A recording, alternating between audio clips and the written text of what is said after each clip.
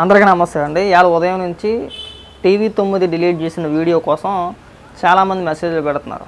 ఇది అంబటి రాంబాబు, సీఎం రమేష్ గారు దానికి సంబంధించిన ఆ డిబేట్కి సంబంధించిన వీడియో ఏదైతే ఉందో ఆ వీడియో ఎలాగ టీవీ9 ప్రైవేట్లో పెట్టింది, డిలీట్ చేయలేదు, ప్రైవేట్లో పెట్టింది.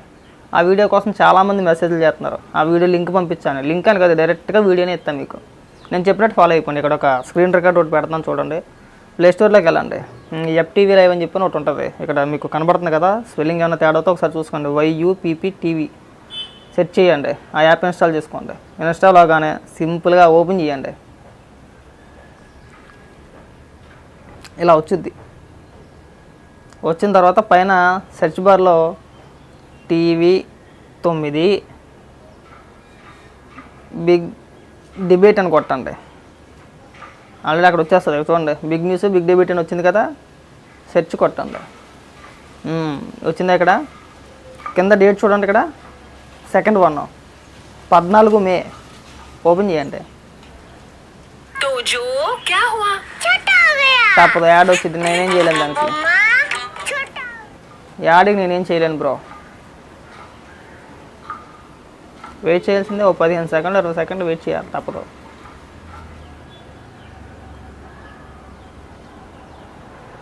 ఇంకొక 5 సెకండ్లు.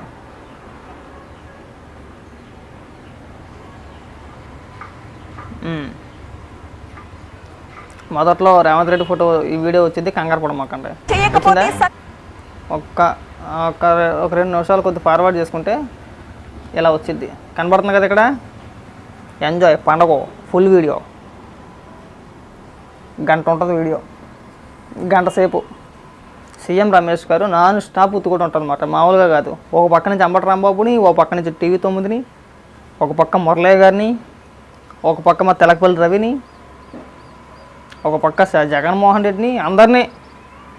ఎంతకీ అంబటి రాంబాబుకి కోపం వచ్చేంత మాట సీఎం రమేష్ గారు ఏమన్నారనేదే కదా మీ సందేహం కదా. విజయమ్మ గారు మాట్లాడిన మాటలు ఏవైతే ఉన్నాయో, విజయమ్మ గారు మాట్లాడిన వీడియోకి సంబంధించి కొన్ని వ్యాఖ్యలు చేశారు ఆయన, సీఎం రమేష్ గారు. అది నేను చెప్తే ఇక్కడ బాగోదు. డైరెక్ట్గా చెప్పాను కదా, ఇప్పుడు మీకు క్లియర్గా డైరెక్ట్గా వెళ్ళిపోను అందులోకి. గంట మీకు నచ్చిందని చెప్పి చూసుకొచ్చేది. ఒక్క నిమిషం చూపిస్తాను మీకు. మళ్ళీ అర్థమైంది కదా. ఇంకోసారి చూపించిన, ఇంకోసారి ప్లే చేయాల్సిన అవసరం కూడా లేదని అనుకుంటున్నా. ఒక్క నిమిషం, ఇది రికార్డింగ్ ఆపేసా. ఎలా అండి, అంబటి రాంబాబు ఎందుకు ఫ్రస్ట్రేట్ అయ్యాడు, ఎందుకు కోప్పడ్డాడు పాపం, దానికి సీఎం రమేష్ గారు ఎందుకు కోప్పడ్డారు, ఆయన రియాక్షన్ ఎలా ఉంది. కానీ మంచి ఇంట్రెస్టింగ్గా ఉంటుంది. ఇంచుమించు గంట కూడా ఎక్కడ మీకు బోర్ కొట్టదు. మనం ఎందుకు చూస్తున్నావా అనిపించదు అన్నమాట. మనం చూసి కొలిది ఇంట్రెస్ట్గా ఉంటుంది అన్నమాట. నెక్స్ట్ ఏం జరుగుతుంది. అంబటి రాంబాబుని అయితే డైరెక్ట్గానే వేసాడు. నా కొడుకు నువ్వు పిచ్చి పిచ్చి మాటలు మాట్లాడావంటే కూర్చున్న దగ్గర నుంచి బయటకు కూడా వెళ్ళవు నువ్వు.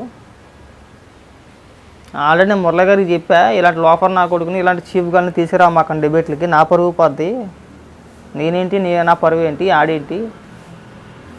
ఇంచుమించు డైరెక్ట్గానే వేసాడు. ఈ బొగ్గాళ్ళందరినీ తీసుకొచ్చి డిబేట్లో కూర్చోబెడుతున్నారు మీరు. అది మంచి పద్ధతి కాదు. చూసే వాళ్ళకి వేరే విధంగా అర్థమవుతూ ఉంటుంది మురళి గారు అని చెప్పేసి చాలా చక్కగా అయితే అంబటి రాంబాబు కోపం తెచ్చుకొని, నువ్వు మంచివేనా, నువ్వు కడుపుకొని అనుకుంటున్నావా, గడ్డి తింటున్నావా అని చెప్పేసి అక్కడే కూర్చొని ఇలా బీచిపోయి ఇలా తలక ముందుకు వచ్చేసి పెద్ద పెద్ద కేకలు వేస్తున్నాడు అక్కడ కూడా. అంబటి రాంబాబు ఫ్రస్ట్రేషన్ ఎలా ఉంటుందంటే అలా ఉంటుంది అన్నమాట. మళ్ళీ గట్టిగా మాట్లాడాడు. గట్టిగా మాట్లాడాల్సిన సందర్భం వస్తే చెప్పిందే చెప్తాడనమాట. ఒకటే డైలాగ్ పదే చెప్తాను, నువ్వు మనిషివేనా, నువ్వు అంత అంటున్నావు, యూజ్లెస్ ఫెలో, పనికిమాలలో డామ్ డూన్ డాకారం అని చెప్పేసి అన్నట్లు అదే మాట రిపీటెడ్గా. కానీ ఏం చేస్తాం పాపం, తేడా కొట్టింది. ఉన్న పరువు కాస్త పోయింది. అందరం ముఖమే తుప్పుకు నుమ్మేసేయడమే. ఓ పక్క నుంచి అల్లుడు, ఓ పక్క నుంచి ఇళ్ళు. మనం ఎక్కడికి వెళ్ళినా కానీ కనీసం మర్యాద కూడా లేదు మనకి. పైగా మనం మంత్రి. సిగ్గు అనిపించట్లేదు అంబటి రాంబాబు. కొన్నిసార్లు నాకు అంబటి రాంబాబుని చూస్తే అదే అనిపిస్తుంది. కానీ అంత నిస్సిగ్గుగా తిరగడం కూడా ఒక రకమైన ఆర్ట్ మాట. అదొక గొప్ప లక్షణం లాంటిది. జనరల్గా మనలాంటి అయితే తిరగలేము మనం అలాగా. అంబటి రాంబాబు లాగా ఇంకొకడు ఎవడన్నా అయితే కనుక అలా తిరగలేడు, ప్రజల మధ్యలో తిరగలేడు గమ్మన. అంటే మంత్రి స్థాయిలో ఉన్న వ్యక్తి, ఒక రాజకీయ నాయకుడు ఎవడైనా సరే తిరగలేడు అలాగా. అబ్బో, దానికి మంచి ధైర్యం కావాలి. దానికి ధైర్యమైనా కావాలా, లేదంటే అన్నీ వదిలేసన్నా ఉండాలా. ఈ రెండే. ఆ రెండు మినహాయించి ఏమి ఉండదు. ఇంకా అంబటి రాంబాబు చూసినప్పుడు ఒక్కొక్కసారి నాకు అదే అనిపిస్తుంది. మీ అభిప్రాయం కూడా చెప్పండి. అంబటి రాంబాబు గురించి మీరు ఏమనుకుంటున్నారో. తన మంత్రిగా ఉన్నప్పుడు కానించి ఎమ్మెల్యే అయినా సరే, మంత్రి అయినా సరే, మంత్రిగా ఉన్న అంబటి రాంబాబు ఏం సాధించాడంటే జీరో. చూసాం కదా. కానీ అక్కడ విచిత్రం ఏంటంటే వైఎస్ఆర్సీపీ పార్టీలో ఎవడ మంత్రో, ఎవడ ఎమ్మెల్యేనో, ఎవడ ఏ శాఖకు మంత్రో ఎవడికి అర్థం కాదు. బహుశా వాళ్ళకైనా అర్థం అవుద్దో అర్థం కాదు, నాకు కూడా పెద్దగా అవగాహన లేదు. వాళ్ళకు కూడా తెలియదని అనుకుంటున్నాను. ఎందుకంటే ఏ శాఖకు సంబంధించి ఏ ఇష్యూ వచ్చినా, ఏది మాట్లాడాల్సి వచ్చినా మా సజ్జల రామకృష్ణారెడ్డి వచ్చేస్తాడు. సజ్జల రామకృష్ణారెడ్డి వచ్చి సజ్జల రామకృష్ణారెడ్డి మాట్లాడతాడు. ఏ శాఖకు సంబంధించి అయినా సరే, ఇరిగేషన్ కావచ్చు, లేకపోతే రోజాకు సంబంధించింది ఏదో ఉంది టూరిజం అది కావచ్చు, లేదంటే పౌర సరఫరాల శాఖకు సంబంధించి కావచ్చు, లేదంటే రవాణా శాఖకు సంబంధించి కావచ్చు, ఇలా ఏ శాఖకు సంబంధించి అయినా సరే, ఏ శాఖ అయినా సరే, హోంశాఖ అయినా ఇంకోటైనా ఏ శాఖకు సంబంధించి అయినా సరే, అది విద్యాశాఖనా, వైద్య శాఖనా, ఏ శాఖకు సంబంధించి అయినా సరే సజ్జల రామకృష్ణారెడ్డి వచ్చే ప్రెస్ మీట్ పెడతాడు. వీళ్ళందరిలో మంత్రులు అయితే ఈ మంత్రులందరికీ సజ్జల రామకృష్ణారెడ్డి పెద్ద మంత్రి మాట. నాకు తెలిసి జగన్మోహన్ రెడ్డి తరపున కూడా ప్రెస్ మీట్ పెట్టి మాట్లాడిన సందర్భాలు ఉన్నాయి. ఎవరో సజ్జల రామకృష్ణారెడ్డి. మరి జగన్మోహన్ రెడ్డికి నోట్లో నాలుగు లేదంటే లేదు, బ్రహ్మాండంగా మాట్లాడతాడు. బహిరంగ సభలు పెట్టుకొని పెళ్ళిళ్ళు పెళ్ళాలని చెప్పి చక్కగా మాట్లాడేస్తాడు. మరి ఆయన ఎందుకు మాట్లాడడం మాకు అర్థం కాదు. అదేదో సినిమాలోని ఇది మూకీ డ్రామానో ఏదో అంటారు. జనరల్గా లోపల మాట్లాడతారు కానీ బయటకు వస్తే మాట్లాడరు. ఇక్కడ మా దగ్గర ఏంటంటే ప్రెస్ ముందు మాట్లాడు కానీ బహిరంగ సభల్లో మాట్లాడతాడు జగన్మోహన్ రెడ్డి.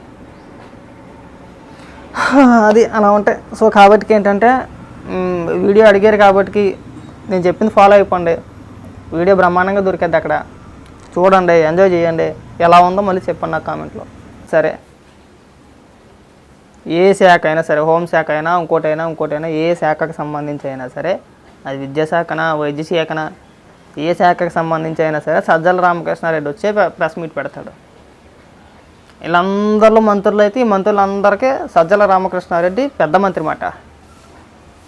నాకు తెలిసి జగన్మోహన్ రెడ్డి తరపున కూడా ప్రెస్ మీట్ పెట్టి మాట్లాడిన సందర్భాలు ఉన్నాయి. ఎవరో సజ్జల రామకృష్ణారెడ్డి. మరి జగన్మోహన్ రెడ్డికి నోట్లో నాలుగు లేదంటే లేదు, బ్రహ్మాండంగా మాట్లాడతాడు. బహిరంగ సభలు పెట్టుకొని పెళ్ళిళ్ళు పెళ్ళాలని చెప్పి చక్కగా మాట్లాడేస్తాడు. మరి ఆయన ఎందుకు మాట్లాడడం మాకు అర్థం కాదు. అదేదో సినిమాలోని ఇది మూకీ డ్రామానో ఏదో అంటారు. జనరల్గా లోపల మాట్లాడతారు కానీ బయటకు వస్తే మాట్లాడరు. ఇక్కడ మా దగ్గర ఏంటంటే ప్రెస్ ముందు మాట్లాడు కానీ బహిరంగ సభల్లో మాట్లాడతాడు జగన్మోహన్ రెడ్డి. అది అలా ఉంటాయి. సో కాబట్టి ఏంటంటే వీడియో అడిగారు కాబట్టి నేను చెప్పింది ఫాలో అయిపోండి. వీడియో బ్రహ్మాండంగా దొరికేది అక్కడ. చూడండి, ఎంజాయ్ చేయండి.